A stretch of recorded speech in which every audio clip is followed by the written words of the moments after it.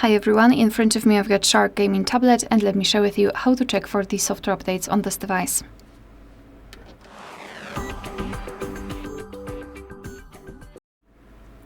So first of all, make sure that you've got the internet connection because it is required, and then we can open the settings.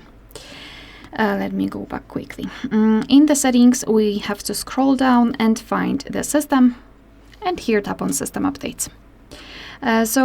We can tap on check for updates, and basically your device will check for the updates, and you can meet two different scenarios. So this is the first one where your software is up to date and there's nothing to download, which means you're good to go. You can just forget about it for a while.